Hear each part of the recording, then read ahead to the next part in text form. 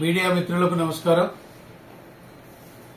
ఇవాళ ఈ మీడియా మిత్రుల సమావేశానికి ముఖ్య కారణం గోస్పాడు ఎస్ఐ బీజేపీ నాయకులను కించపరిచే విధంగా మాట్లాడుతూ బీజేపీ పార్టీని కూడా దూషిస్తూ వైఎస్ఆర్ పార్టీ నాయకుల సూచనలను పాటిస్తూ ఇటీవల వైఎస్ఆర్ పార్టీ నుండి బలమైన నాయకులు గోస్పాడు మండలం నుంచి బీజేపీలో చేరడంతో గోస్పాడు నాయకులు ఇస్తున్న సూచనలను గోస్పాడు ఎస్ఐ గారు పాటిస్తూ బీజేపీని వ్యక్తిగతంగా నాయకులను లక్ష్యం చేసుకుని బెల్ట్ షాపుల పేరుతో వారి ఇళ్లలోకి తెల్లవారుజామున అక్రమంగా ప్రవేశించడం, మహిళలను దూషించడం, బజార్లో నోటికొచ్చేట్టు చెప్పలేని భాష మాట్లాడడం ఎస్ఐ గారు చేస్తున్నారు.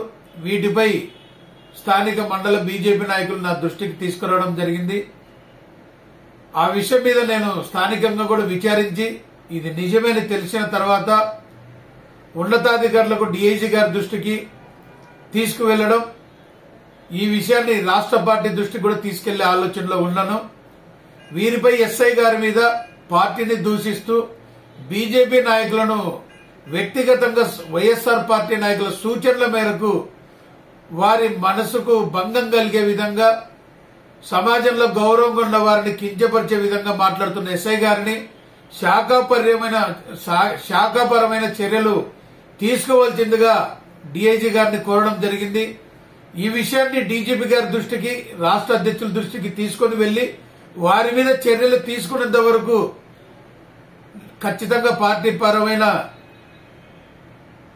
నిర్ణయం కూడా తీసుకుంటాం. ఎస్ఐ గారి ప్రవర్తన మారాలి. పోలీసులు, భారతీయ జనతా పార్టీ గౌరవాన్ని కూడా డిపార్ట్మెంట్ చూసేలాగా చూడాలని కోరుతూ ఎస్ఐ గారి మీద చర్య తీసుకోవాలని కోరుతున్నా.